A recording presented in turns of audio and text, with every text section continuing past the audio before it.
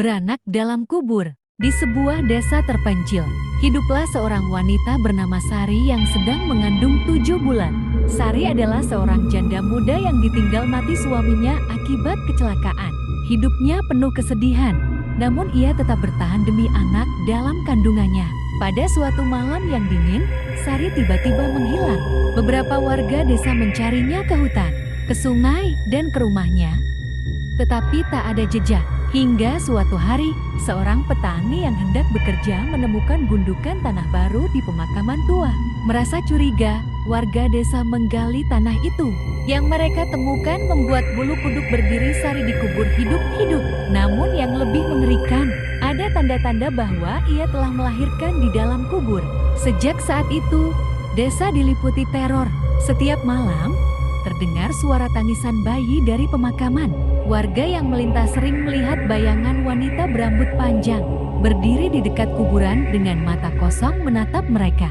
Beberapa orang mengaku merasakan tangan dingin menyentuh bahu mereka saat melewati jalan setapak di malam hari.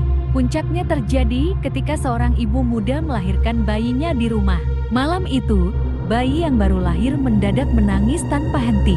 Ketika sang ibu mencoba menenangkannya, ia melihat bayangan di sudut kamar wanita dengan wajah pucat dan gaun putih kotor berdiri di sana. Matanya kosong namun penuh dendam. Sang ibu berteriak histeris, membuat suaminya bergegas masuk. Namun bayangan itu telah menghilang. Hanya suara lirih yang tersisa, "Anakku, kembalikan anakku." Hingga kini, arwah Sari masih bergentayangan mencari anaknya yang hilang. Warga desa pun selalu menghindari pemakaman tua itu setelah matahari terbenam, takut akan kutukan ibu yang beranak dalam kubur. Seiring waktu, kejadian aneh semakin meningkat. Beberapa orang mulai menghilang tanpa jejak, terutama mereka yang berani menantang cerita mistis tentang Sari. Suatu malam, seorang pemuda bernama Damar mencoba membuktikan bahwa semua itu hanya mitos belaka. Ia pergi ke pemakaman tua dengan senter dan kamera untuk merekam. Bukti bahwa hantu Sari tidak ada. Ia menyalakan kameranya dan mulai merekam, mengelilingi makam Sari. Namun, tiba-tiba ia mendengar suara lirih, "Anakku, di mana anakku?" Dia melihat sesuatu bergerak di antara nisan-nisan tua. Sosok wanita dengan wajah mengerikan. Damar mencoba lari, tapi tubuhnya seolah ditarik oleh kekuatan tak kasat mata. Kamera yang masih menyala merekam bagaimana wajah mengerikan itu semakin mendekat. Suara tangisan bayi tiba-tiba berubah menjadi jeritan memilukan, menggema di seluruh desa. Keesokan paginya, warga menemukan kamera Damar tergeletak di depan makam Sari. Namun, Damar sendiri tidak pernah ditemukan. Saat mereka memeriksa rekaman di kamera, layar menunjukkan Damar sedang berlari panik, lalu tiba-tiba terjatuh, diseret oleh sesuatu yang tak terlihat. Kamera bergetar hebat sebelum akhirnya mati. Sejak kejadian itu, tidak ada lagi yang berani menyebut nama Sari. Bisikan arwah Sari. Sejak hilangnya Damar, ketakutan semakin menghantui warga desa. Tidak ada yang berani mendekati pemakaman tua, bahkan di siang hari. Namun, seorang dukun tua bernama Ki Joyo merasa bahwa arwah Sari harus segera ditenangkan, atau desa itu akan terus dihantui. Ia pun mengajak beberapa pemuda desa untuk melakukan ritual pemanggilan di makam Sari. Malam itu, Ki Joyo dan 3 pemuda membawa sesaji dan dupa ke pemakaman. Mereka duduk melingkar di sekitar makam Sari, membaca mantra untuk memanggil arwahnya. Angin bertiup kencang, dan suara tangisan bayi mulai terdengar di antara hembusan angin. Tiba-tiba, tanah di atas makam Sari bergerak. Dari dalam tanah yang gembur, tangan berwarna pucat muncul perlahan. Pemuda yang melihat itu langsung berteriak ketakutan. Tetapi Ki Joyo meminta mereka tetap diam. Sosok Sari keluar dari kuburnya. Matanya yang kosong menatap tajam ke arah mereka. "Anakku, kembalikan anakku." Ki Joyo mencoba berkomunikasi dengan arwah Sari. "Sari, tenanglah, kami akan membantumu menemukan anakmu. Tapi kau harus meninggalkan dunia ini dengan damai." Namun, Sari hanya menggelang perlahan. Air mata hitam mengalir dari matanya. Seketika, salah satu pemuda yang ikut dalam ritual menjerit kesakitan. Tubuhnya melayang di udara, lalu terhempas ke tanah dengan keras.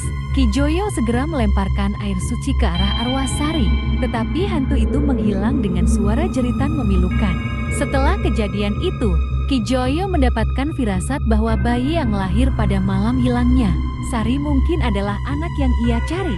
Ia meminta warga untuk mencari keluarga bayi tersebut dan membawanya ke pemakaman. Beberapa hari kemudian, keluarga bayi itu datang dengan berat hati. Ketika bayi diletakkan di atas makam Sari, angin berhenti berhembus, tanah makam bergetar, dan muncul suara tangisan yang berubah menjadi bisikan lemah. Terima kasih. Sejak malam itu, suara tangisan bayi dari pemakaman tak lagi terdengar. Namun, warga desa masih merasa ngeri setiap kali melewati makam Sari. Meski arwahnya telah tenang, mereka tahu bahwa kenangan kelam itu tidak akan pernah benar-benar hilang. Namun, apakah ini benar-benar akhir dari kisah Sari? Atau ada sesuatu yang lebih mengerikan menunggu untuk bangkit? Sesuatu yang belum selesai. Setelah suara tangisan bayi menghilang dari pemakaman, warga desa mulai merasa lega. Mereka mengira bahwa arwah Sari telah benar-benar tenang.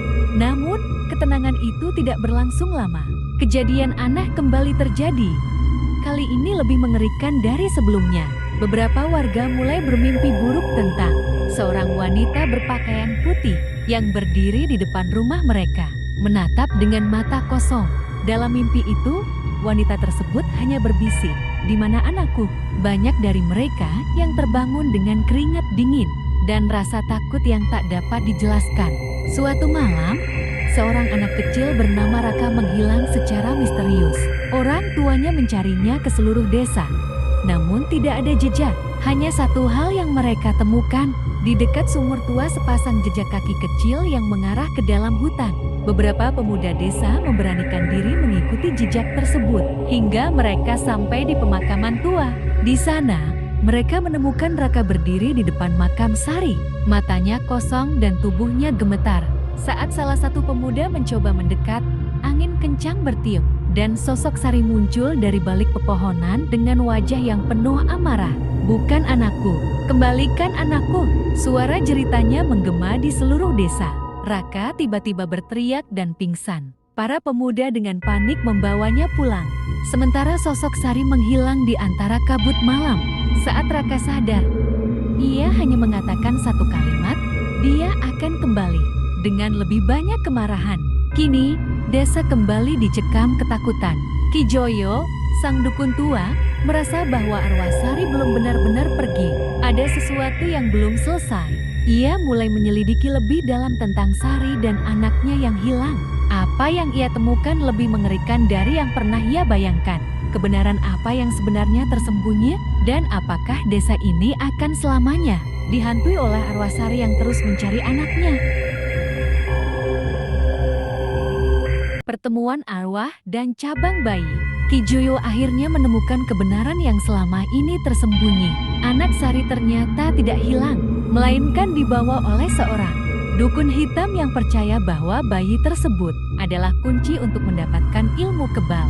Dengan ritual terlarang, dukun itu telah menyembunyikan roh bayi Sari di antara dua dunia, menjebaknya agar tidak bisa kembali ke ibunya. Mengetahui hal ini, Ki Joyo segera mengumpulkan warga untuk melakukan ritual terakhir. Mereka pergi ke pemakaman dengan membawa sesaji dan air suci, berniat memanggil kembali arwah bayi yang tersesat dan menenangkan Sari untuk selamanya. Saat ritual dimulai, angin berhembus kencang. Suara tangisan bayi kembali terdengar, namun kali ini bercampur dengan jeritan pilu. Tiba-tiba, tanah di sekitar makam mulai retak, dan sosok Sari muncul dengan tatapan penuh duka. "Di mana anakku?" Suaranya menggema di seluruh desa. Ki Joyo dengan hati-hati memimpin ritual pemanggilan roh bayi. Dari kabut tebal, sosok samar seorang bayi muncul, mengulurkan tangan kecilnya ke arah Sari. Air mata hitam menetes di wajah Sari saat ia akhirnya bisa merasakan kehadiran anaknya. Ia meraih bayi itu dalam pelukannya, dan tubuhnya mulai bersinar perlahan. "Terima kasih," bisiknya sebelum menghilang bersama bayinya ke dalam cahaya. Sejak malam itu, desa kembali tenang. Tidak ada lagi suara tangisan di malam hari. Tidak ada lagi bayangan mengerikan di pemakaman. Warga yang pernah mengalami mimpi buruk pun tidak lagi dihantui. Namun, sumur tua tempat jejak Raka ditemukan tetap ditutup selamanya sebagai peringatan bahwa beberapa roh mungkin tidak pernah benar-benar pergi. Dengan berakhirnya kisah ini, warga desa belajar satu hal. Jangan pernah menutup mata terhadap penderitaan seseorang, karena kesedihan yang terabaikan bisa berubah menjadi kutukan yang tak terelakkan.